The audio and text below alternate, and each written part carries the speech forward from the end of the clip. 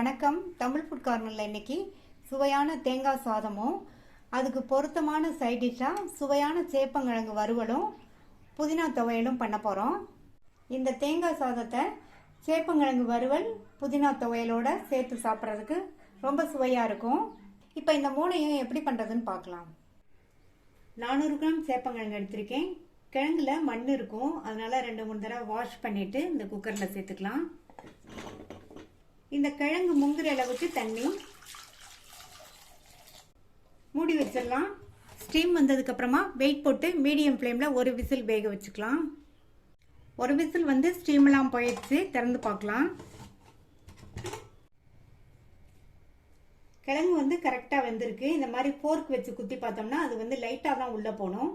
2 whistle வேக வச்சிட்டோம்னா கிழங்கு வந்து ரொம்ப குழஞ்சு போயிடும். இந்த கிழங்கு மட்டும் வெளியில எடுத்து வச்சு ஆறுனதுக்கு அப்புறமா தோல் உரிச்சிட்டு கட் பண்ணி வச்சுக்கலாம். தேங்காய் சாதம் பண்றதுக்கு 1 கப் பச்சரிசி எடுத்திருக்கேன். இந்த மாதிரி பச்சரிசியில பண்ணோம்னா சாதம் வந்து சுவையாகவும் இருக்கும், பார்க்கறதுக்கு நல்லா வெள்ளையாகவும் இருக்கும்.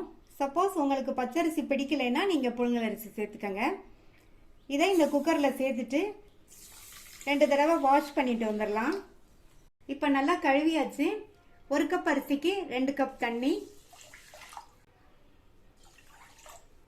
தேவையான அளவு உப்பு சேர்த்துட்டு நல்லா ஒரு தடவை கலந்து விட்டுறலாம். மூடி போட்டு ஸ்டீம் வந்ததுக்கு அப்புறமா வெயிட் போட்டு மீடியம் ஃப்ளேம்ல 3 விசில் வேக வச்சுக்கலாம். 3 விசில் வந்துருச்சு. சாதம் நல்லா உதிரா வெந்திருக்கு. இந்த சாதத்தை குக்கர்ல இருந்து உடனே வேற பிளேட்டுக்கு மாத்தி வச்சிடலாம். பிளேட்டுக்கு மாத்தினதுக்கு அப்புறமா இதுல 1 ஸ்பூன் போல எண்ணெய் சேர்த்து நல்லா இந்த மாதிரி கலந்து விட்டு ஆற விட்டுறலாம். இந்த மாதிரி ஆற விட்டுட்டோம்னா சாதம் வந்து நல்லா உதிரா இருக்கும். சாதம் கிளறதுக்கு இந்த பேன்ல 4 டீஸ்பூன் தேங்காய் எண்ணெய் சேர்த்திருக்கேன். தேங்காய் எண்ணெய் சேர்த்து கிளறினோம்னா சாதம் வந்து நல்லா வாசனையா டேஸ்டா இருக்கும். உங்களுக்கு தேங்காய் எண்ணெய் வாசனை பிடிக்கலைன்னா நீங்க விருப்பப்பட்ட சமையல் எண்ணெய் சேர்த்துக்கங்க. எண்ணெய் சூடானதும் அதுல 1/2 டீஸ்பூன் கடுகு பொரிஞ்சதும் அதுல 2 டீஸ்பூன் உளுந்தம் பருப்பும் 2 டீஸ்பூன் கடலை பருப்பும் சேர்த்து இந்த பருப்பை நல்லா பொன்னிறமா வர வரைக்கும் வறுத்துக்கணும். இந்த சாதத்துக்கு உளுந்தம் பருப்பும் கடலைப்பருப்பும் அதிகமா சேர்த்தா சாப்பிடும்போது நல்ல வாசனையா இருக்கும், டேஸ்டாவும் இருக்கும். இப்ப பருப்பெல்லாம் பொன்னிறமா வறுபட்டுச்சு. அடுத்து இது கூட 10-15 போல முந்திரியை சேர்த்து முந்திரியோட கலர் வந்து மாறுற அளவுக்கு நல்லா இந்த எண்ணெயிலேயே வறுத்துக்கலாம். அடுத்து இதுல கட் பண்ண 3 பச்சை மிளகாய், 2 காஞ்ச மிளகாவை இந்த மாதிரி பெரிய பீசஸா கட் பண்ணி சேர்த்துக்கோங்க. கூடவே கறிவேப்பிலை எல்லாத்தையும் நல்லா வதக்கி விட்டுக்கலாம்.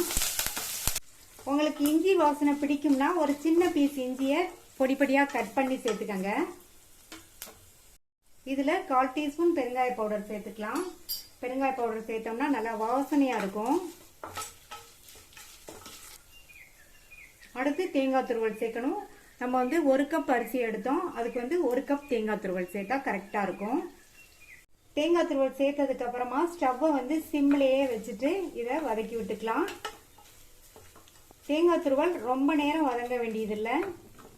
ஜஸ்ட் வந்து ஒரு 2-3 நிமிஷம் வதங்கினா போதும். அதுக்கு மேல வதங்கிடுச்சுன்னா தேங்காய் துருவலோட கலரும் மாறிடும், சாதத்தோட கலரும் மாறிடும். இப்போ 1 நிமிஷமா நான் வதக்கியிருக்கேன். உப்பு சேர்க்கணும். சாதம் வேகும் போது உப்பு சேர்த்தோம். இப்போ இந்த தேங்காய் கலவைக்கு மட்டும் தேவையான அளவு உப்பு சேர்த்துக்கலாம்.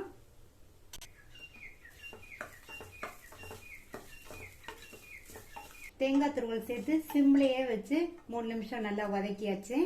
இப்போ ஸ்டவ்வை ஆஃப் பண்ணிட்டு நம்ம ஆற வச்ச சாதத்தை சேர்த்துக்கலாம்.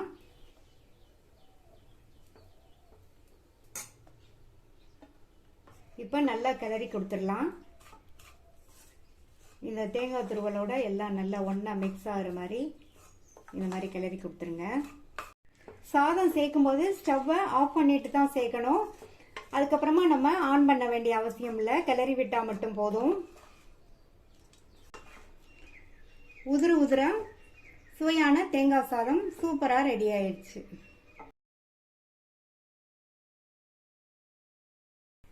புதினா துவையல் பண்றதுக்கு இந்த பேன்ல 2 டீஸ்பூன் எண்ணெய் விட்டு சூடாயிடுச்சு. அதுல 1 டேபிள் ஸ்பூன் உளுந்து, இந்த உளுந்து வறுபட்டு லைட்டா அதனுடைய கலர் மாறி வரும்போது 3 காஞ்ச மிளகாய் சேர்த்துக்கலாம். இது கூட 3 பூண்டு, இதை நல்லா வறுத்து விட்டுக்கலாம். அடுத்து இதில் ஒரு சின்ன பீஸ் புளியை சேர்த்துக்கலாம். இதில் க்ளீன் பண்ண ஒரு கைப்பிடி அளவு புதினா.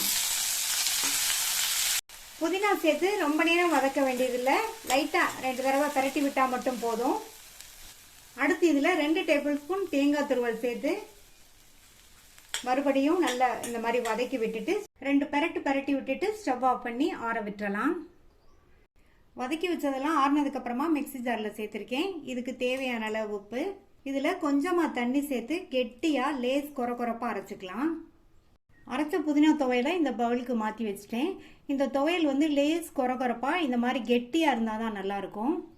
இப்போ புதினா துவையல் ரெடி ஆயிடுச்சு. அடுத்து சேப்பங்கிழங்க ஃப்ரை பண்ணிடலாம். இந்த பேனில் 2 டேபிள் ஸ்பூன் கடலெண்ணெய் சேர்க்குறேன். கடலெண்ணெய் சேர்த்து பண்ணுங்க, நல்லாயிருக்கும். அதே மாதிரி இதுக்கு கொஞ்சம் எண்ணெய் அதிகமாக சேர்த்தா தான் நல்லாயிருக்கும். எண்ணெய் சூடானதும் அதில் 1/4 டீஸ்பூன் சோம்பு சேர்த்துக்கலாம். சோம்பு நல்லா பொரிஞ்சிருச்சு. அதில் 2 டீஸ்பூன் அளவுக்கு இஞ்சி பூண்டு விழுது சேர்த்துக்கலாம். கூடவே கொஞ்சம் கறிவேப்பிலையும் சேர்த்துக்கோங்க. நல்லா இதை வதக்கி விட்டுறலாம். இஞ்சி பூண்டு விழுதோட பச்சை வாசனை எல்லாம் போகட்டும். இஞ்சி பூண்டு விழுதோட பச்சை வாசனை போனதுக்கு அப்புறமா ஸ்டவ்வை ஆஃப் பண்ணிடுங்க. ஆஃப் பண்ணிட்டு இதில் 1/2 டீஸ்பூன் மஞ்சள் தூள், 3 டீஸ்பூன் தனி மிளகாத்தூள் சேர்க்குறேன். இந்த காரம் வந்து நம்ம எடுத்துருக்கிற சேப்பங்கிழங்குக்கு கரெக்டாக இருக்கும். நீங்கள் வந்து உங்கள் தேவைக்கு தகுந்தபடி சேர்த்துக்கங்க. அடுத்து 1/2 டீஸ்பூன் சோம்புத்தூள் சேர்க்குறேன். 1/2 டீஸ்பூன் சீரகத்தூளும் சேர்க்குறேன். இந்த தூள்லாம் சேர்த்ததுக்கு அப்புறமா ஸ்டவ் ஆன் பண்ணிட்டு ஸ்டவ்வை சிம்ல வச்சிருங்க.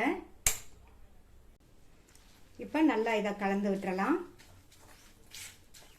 அடுத்து இந்த கிழங்குக்கு தேவையான அளவு உப்பு சேர்த்துட்டு நல்லா மறுபடியும் மிக்ஸ் பண்ணி விட்டுட்டு கட் பண்ணி வச்சு சேப்பங்கிழங்க இதில் சேர்த்துடலாம். நான் வந்து சேப்பங்கிழங்க இந்த மாதிரி நீல வாக்கில் கட் பண்ணியிருக்கேன். நீங்கள் இந்த மாதிரி கட் பண்ணிக்கோங்க, அல்லது ரவுண்ட் சைஸாகவும் கட் பண்ணிக்கோங்க. இப்போ இந்த கிழங்க நம்ம சேர்த்த அந்த மசாலாவில் கோட் ஆகிற மாதிரி நல்லா இந்த மாதிரி கலந்து கொடுத்துடலாம். இந்த கிழங்கு ஃப்ரையை வந்து நம்ம ரொம்ப ஈஸியாக வேகமாக பண்ணிடலாம். நம்ம சேர்த்த அந்த மசாலா பொடியில் கிழங்கு எல்லாமே நல்லா கோட் ஆயிடுச்சு. அடுத்து ஸ்டவ்வை வந்து கொஞ்சம் கூட்டி லோ மீடியம் ஃப்ளேமில் வச்சுக்கோங்க. இந்த கிழங்கு நல்லா ஃப்ரை ஆகி வரட்டும். இப்போ 12 நிமிஷம் ஆச்சு. லோ மீடியம் ஃப்ளேம்லேயே வச்சு இந்த மாதிரி அப்பப்போ லைட்டாக இந்த மாதிரி கிளறி விட்டு சேப்பங்கிழங்கு நல்லா ஃப்ரை ஆகிடுச்சு. ஸ்டவ் ஆஃப் பண்ணிடலாம். சுவையான ஈஸியாக பண்ணக்கூடிய சேப்பங்கிழங்கு ஃப்ரை ரெடி ஆயிடுச்சு. இதை லஞ்சாகவும் சாப்பிட்டுக்கலாம். லஞ்ச் பாக்ஸ்க்கு கொடுத்து விடுறதுக்கும் ரொம்ப நல்லாயிருக்கும். நீங்களும் இதை கண்டிப்பாக ட்ரை பண்ணி பார்த்துட்டு உங்கள் கமெண்ட்ஸை சொல்லுங்கள். தேங்க்யூ.